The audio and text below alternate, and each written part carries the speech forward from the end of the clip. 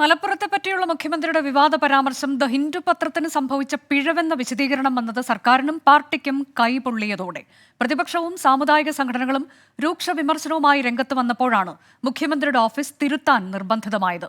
എന്നാൽ വിവാദം പാർട്ടിക്കുണ്ടാക്കിയ തിരിച്ചടിക്ക് അത് പരിഹാരമാകില്ല. അൻവർ ഉയർത്തി ഒരു വിഷയത്തിൽ കൂടി പ്രതിരോധത്തിലായി എന്നതും നാണക്കേടാണ്. മലപ്പുറം പരാമർശത്തിൽ ദ ഹിന്ദുവിന്റെ തിരുത്തൽ വരുന്നതിന് മുൻപ് മന്ത്രിമാരും നേതാക്കളും രാവിലെ തന്നെ പ്രതികരണവുമായി രംഗത്തു വന്നിരുന്നു. CPIM-നെ ഒഴിവാക്കിയും മുഖ്യമന്ത്രിയെ കടന്നാക്രമിച്ചും പതിവ് രീതിയിൽ തന്നെയായിരുന്നു ദ ഹിന്ദു അഭിമുഖത്തെപ്പറ്റി PV അൻവർ ഇന്ന് രാവിലെ നടത്തിയ പ്രതികരണം. മാറുന്ന CPM സമീപനത്തിന്റെ തുടക്കമായിട്ട് എന്നതിനെ അങ്ങനെ അടിവരട്ട് പറയാൻ കഴിയില്ല. അത് മാറുന്ന പിണറായിയുടെ രീതിയായിട്ട് നമുക്ക് കാണാൻ പറ്റും. അതാണ് ഈ കഴിഞ്ഞ 1.5 വർഷമായിട്ട് ഈ സഖാവ് പിണറായിയുമായി ബന്ധപ്പെട്ട് നമ്മൾ കണ്ടുകൊണ്ടിരിക്കുന്നത്. തനിക്ക് പിന്നിൽ SDPI-യും ജമാഅത്ത് ഇസ്ലാമിയുമാണെന്ന് പറയിക്കാൻ പാർട്ടി നിയോഗിച്ച പാലോളിയോടും മൃദു സമീപനം. ഈ തിരക്കിനിടയിൽ ഇപ്പോഴത്തെ പെട്ടെന്നുണ്ടായ ഒരു രാഷ്ട്രീയ സാഹചര്യമാണുള്ളത്. അതിൽ അദ്ദേഹത്തെ പോയി കാണാനോ ഈ കാര്യങ്ങൾ അദ്ദേഹത്തോട് പറയാനോ എനിക്ക് സാധിച്ചിട്ടില്ല. അത് ഞാൻ അദ്ദേഹത്തെ പോയി കാണും. ഞാൻ അദ്ദേഹത്തോട് എനിക്കുണ്ടായ അനുഭവങ്ങളും ഈ വിഷയത്തിൻ്റെ സത്യസന്ധതയും ഇടപെട്ട കാര്യത്തിൻ്റെ ലക്ഷ്യങ്ങളും അദ്ദേഹത്തെ ഞാൻ ബോധ്യപ്പെടുത്തും. മുഖ്യമന്ത്രിയെ മന്ത്രിമാരും നേതാക്കളും പിന്തുണയ്ക്കുന്നതാണ് പിന്നീട് കണ്ടത്.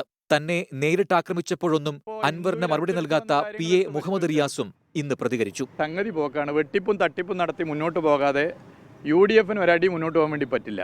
എന്നാൽ ഇതിൽ UDF-ന് എല്ലാ സൗകര്യം ചെയ്തു കൊടുക്കുന്നത് കേരളത്തിൽ ന്യൂനപക്ഷ വർഗീയത ഇനിയും ശക്തിപ്പെടണമെന്ന് ആഗ്രഹിക്കുന്ന ജമാഅത്ത് ഇസ്ലാമിയാണ്. UDF-ന്റെ സ്ലീപ്പിംഗ് പാർട്ട്ണറായിട്ടാണ് ഇപ്പോൾ ജമാഅത്ത് ഇസ്ലാമി പ്രവർത്തിച്ചുകൊണ്ടിരിക്കുന്നത്. അതേസമയം മുഖ്യമന്ത്രിക്ക് പിന്നാലെ മലപ്പുറത്തെപ്പറ്റി പുതിയൊരു ആക്ഷേപം കൂടി ഉന്നയിച്ചു പാർട്ടി സെക്രട്ടറി MV ഗോവിന്ദൻ. ആ പൊതുയോഗം പരിശോധിച്ച് നോക്കിയാൽ നിങ്ങൾക്ക് മനസ്സിലാവും ആരാതിന്റെ പിന്നിൽ. 2 പ്രബലമായ വിഭാഗമാണ് അതിൽ പങ്കെടുത്ത പ്രധാനപ്പെട്ട ജനവിഭാഗം എന്ന് പറയുന്നത്. ഒന്ന് SDPI ആണ്.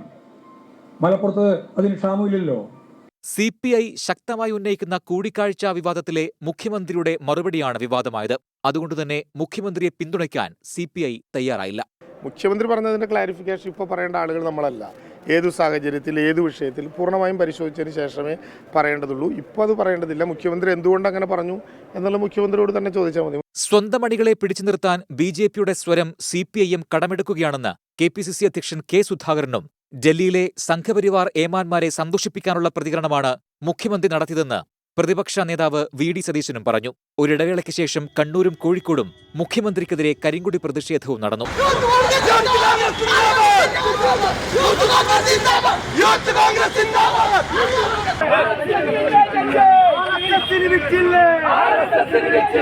അതിനിടെ പാർട്ടിയെ വെല്ലുവിളിച്ച ചന്തക്കുന്നിൽ തന്നെ അൻവറിന് തിരിച്ചടി നൽകാൻ CPIM തീരുമാനിച്ചു. തിങ്കളാഴ്ച നടക്കുന്ന സമ്മേളനത്തിൽ അൻവറിന് മറുപടി നൽകാൻ CPIM നിയോഗിച്ചത് അൻവറിനെ പാർട്ടിക്കൊപ്പം എത്തിക്കുന്നതിൽ വലിയ പങ്കുവഹിച്ച A. വിജയരാഘവനെ. News desk 24.